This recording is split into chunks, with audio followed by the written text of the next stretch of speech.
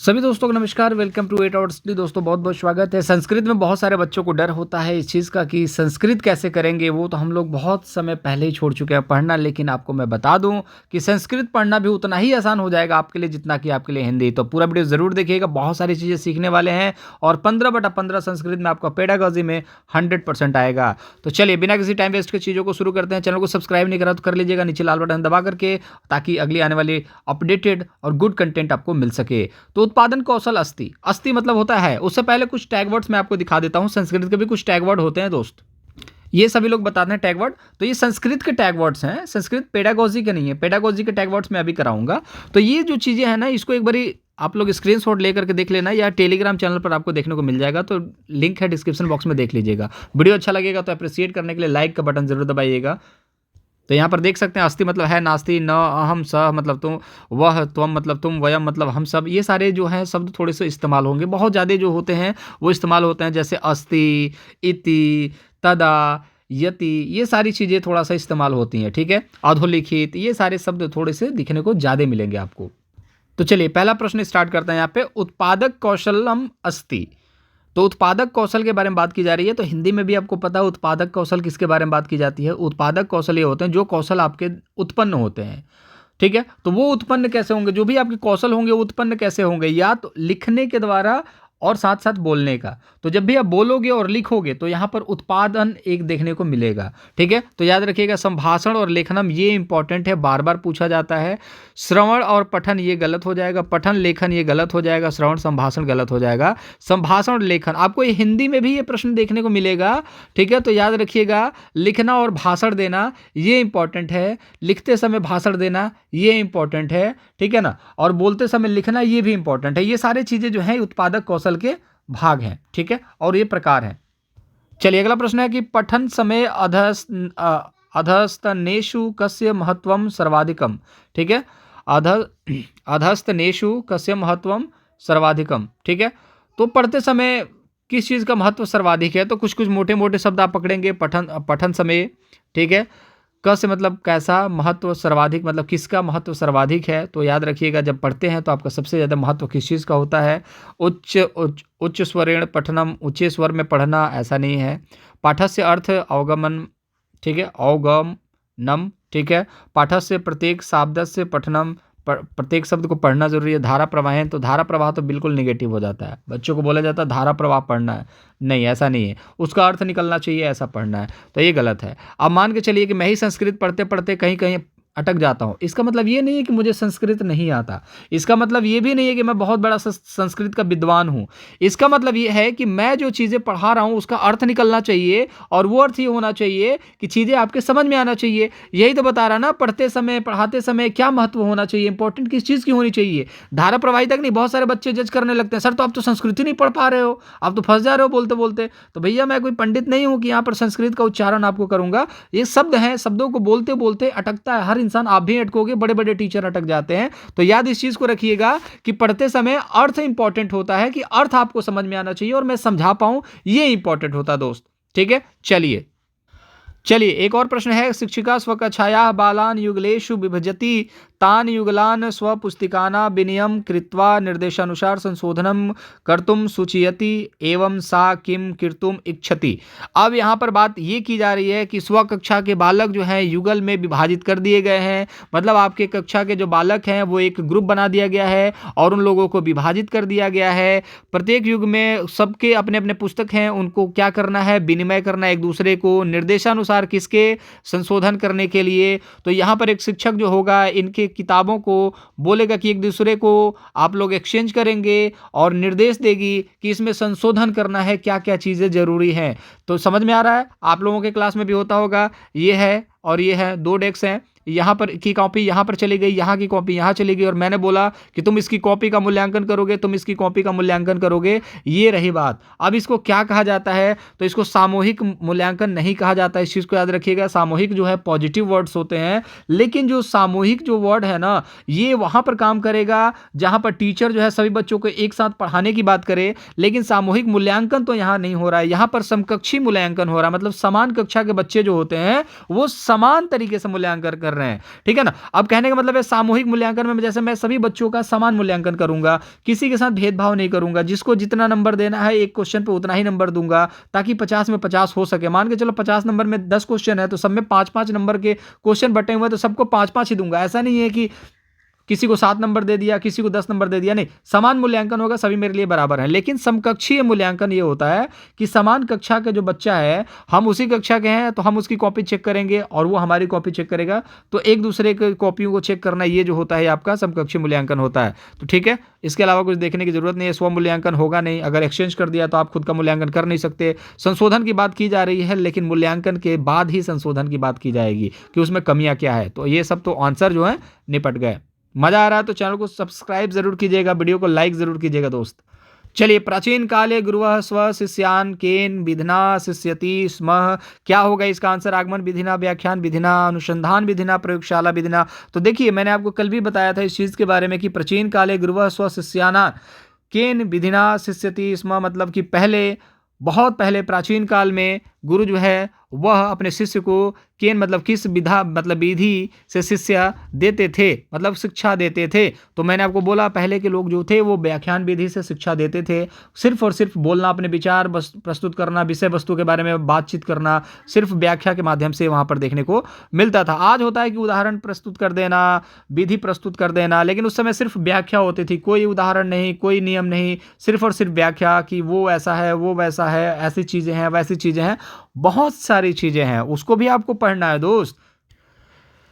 छात्र स्वहृदयस्य विचरान् कया भाषया सरलतया प्रकटीकुर्तु समर्थ भवति। यहाँ पर स्वहृदय विचारान क्या भाषया सरलता प्रकटीकुर्तु समर्थ भवति, मतलब छात्र का जो हृदय है, विचार है, वह किस भाषा में सरलता प्रकट कर सकता है, सरलता प्रकट करने में समर्थ है, मतलब वो भाषा की कठिनता को समझ सकता है, वो भाषा उसके लिए आसान लगती है प्रकट करना। ये कौन सी ऐसी भाषा है? तो प्रांतीय भाषा, राजभाषा, अंतर्राष्ट्रीय भाषा, मातृभाषा। तो मातृभाषा जहाँ पर भी आपको देखिए भाषा से रिलेटेड और छात्र की भाषा से रिलेटेड जो सरलता प्रदान करे, ये कभी गलत हो नहीं सकता। कोई भी सीटेट का एग्जामिनर हो उसको गलत कर नहीं सकता दोस्तों। ऑप्शन नंबर जो होगा 4th होगा राइट आंसर। मजा आ रहा होगा तो लाइक करिएगा वीडियो को, चैनल को सब्सक्राइब कीजिएगा, दोस्तों के साथ शेयर जरूर कीजिएगा। और भी इंटरेस्टिंग क्वेश्चंस हैं उनको देखेंगे, डर भगा दूंगा दोस्त, आप टेंशन बिल्कुल भी मत लो। संस्कृते मूल्यांकनम प्रयोजनम अस्ति विषय ज्ञानस्य परीक्षणम अग्रिमायाम कक्षायाम क्रमोन्नति भाषा प्रति रुचि जागरणम लिपेः सम्यक ज्ञानम। तो कुल मिला जुला करके देखा जाए तो संस्कृत के मूल्यांकन के लिए क्या चीज़ ऐसी है जो प्रयोजन में आनी चाहिए, प्रयोग में आनी चाहिए, किस तरीके से हम संस्कृत का मूल्यांकन करते हैं, किसी भी भाषा का जो हम मूल्यांकन करते हैं दोस्त, विषय ज्ञान परीक्षणम। तो विषय का जो ज्ञान होता है उसकी परीक्षा ली जाती है। तो संस्कृत का मूल्यांकन के लिए हम क्या करेंगे? विषय का ज्ञान हम लोग देखेंगे। तो विषय का कितना ज्ञान है उस चीज़ का इंपॉर्टेंस है, इस चीज़ को याद रखिएगा। कक्षा में आगे उन्नति कर देना, भाषा के प्रति रुचि गलत है, लिपि का क्या ज्ञान होना, यहाँ पर ये चीज़ इंपॉर्टेंट नहीं है। तो विषय ज्ञानस्य परीक्षणम, विषय का कितना ज्ञान है ये मूल्यांकन हम देखेंगे। अब यही तो आपसे भी देखा जाता है ना कि आपको ईवीएस में कितना ज्ञान है, मैथ में सीडीपी में कितना ज्ञान है, उसी की तो परीक्षाएं ली जाती हैं आपसे, उसी का तो एमसीक्यूज आपसे पूछे जाते हैं।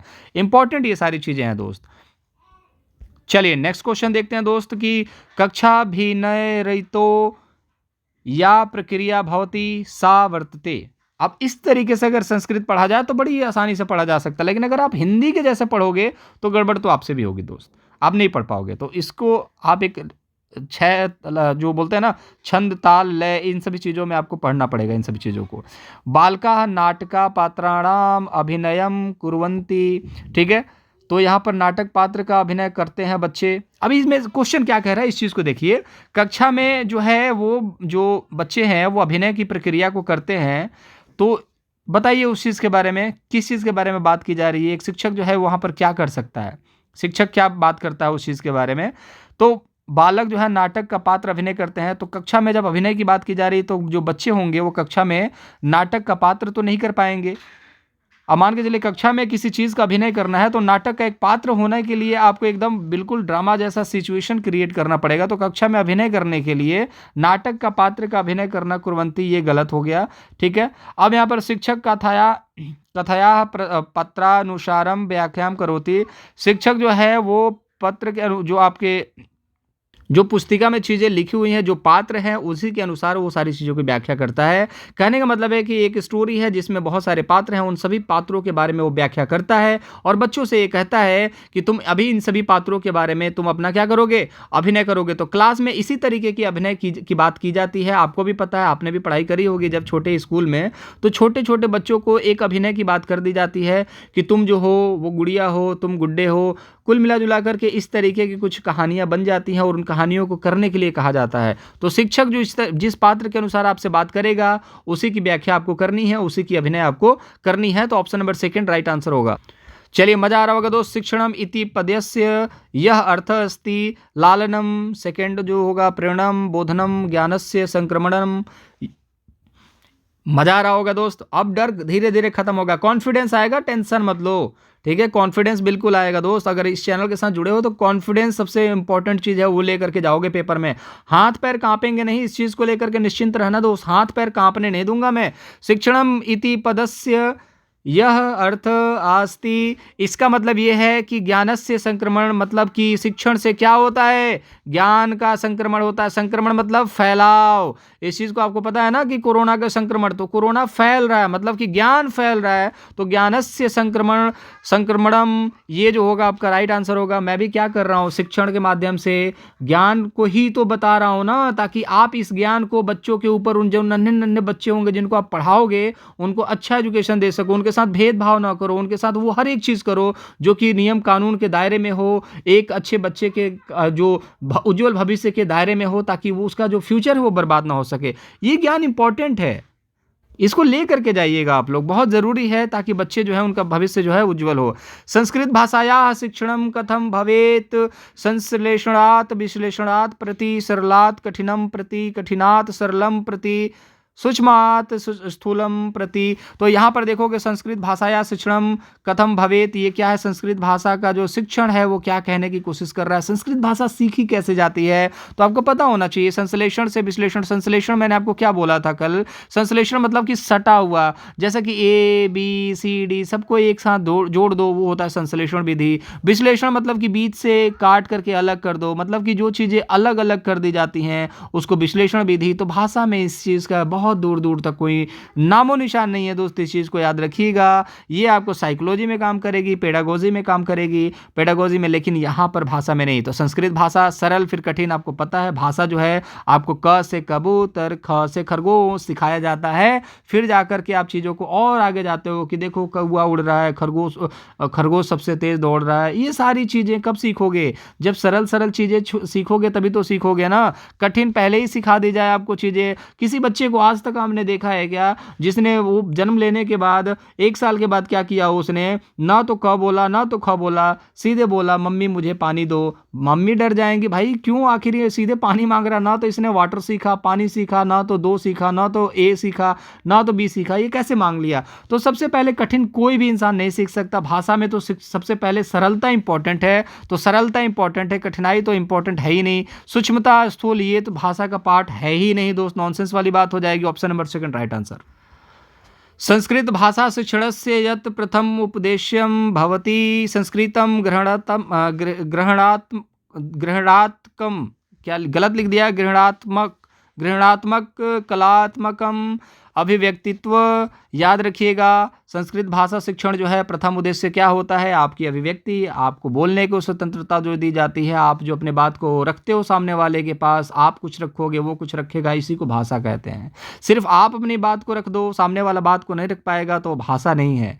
इस चीज़ को याद रखिएगा। भाषा दो लोगों के बीच में बोली जाती है, एक बोलने वाला भी चाहिए और एक समझने वाला भी चाहिए, ये भी इंपॉर्टेंट होती है। अदरवाइज मैं कोई भाषा बोल दूँ, चाचो छुड़े चा, आप बताएंगे आप मैं किस भाषा में बात कर रहा हूँ, ना मुझे पता है ना आपको पता है। लेकिन मैं अगर बोलूं कि मैं इसका मतलब था कि वीडियो को लाइक कर दें, शेयर करें, सब्सक्राइब कर दें, तो आपको समझ में नहीं आया होगा। लेकिन आप कहोगे चलो ठीक है, सर ने बोला तो सही बोला होगा, सब्सक्राइब कर देते हैं, लाइक कर देते हैं। चलिए, मौन वाचनस्य अभ्यासः भावत्यः यदा कदा नियमित रूपेण रात्रि समय अनियमित रूपे। तो मौन वाचस्य मतलब मौन वाचन का अभ्यास कब कब करना चाहिए दोस्त, यदा कदा नियमित रूपेण रात्रि, कब करना चाहिए भैया मौन वाचन। कभी कभी मौन वाचन का मतलब पता है क्या होता है, कि दिक्कत हो चुकी है, फ़ोन वोन उठ नहीं रहा है, तो ये सारी चीज़ें जो होती हैं ना कभी कभी वाला, तो ये हिसाब किताब गड़बड़ है। मौन वाचन होना चाहिए, हमेशा एकदम गंभीर रहना चाहिए, इंसान को सिंसियर होना चाहिए। तो यहाँ पर याद रखिएगा कि मौन वाचन का मतलब ये नहीं कि क्लास में मौन वाचन रहना है, जीवन में गंभीर रहना इंपॉर्टेंट है, लेकिन क्लास में आपको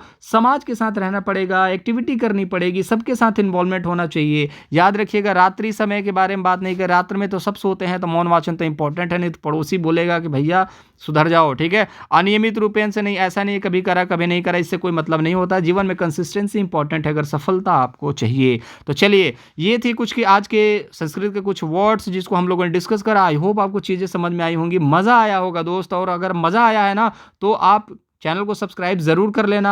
आने वाले टाइम में और भी अलग अलग क्वालिटी कंटेंट्स आपको मिलने वाले हैं दोस्त यहाँ पर। और मजाक नहीं, आपको मैं सीटेट पास करवा के दिखाऊंगा। संस्कृत का डर है वो खत्म होगा। और भी अगर कोई सुझाव है कमेंट में पूछिए ना यार, कुछ पूछना है पूछिए, कुछ सजेशन देना दीजिए। लेकिन अगर वीडियो अच्छा लगा हो तो सबसे बड़ी बात है कि कुछ अच्छा जरूर लिखिएगा जो आपको वीडियो में अच्छा लगा हो। टेक योरसेल्फ, अपना ख्याल रखेंगे, बाय बाय।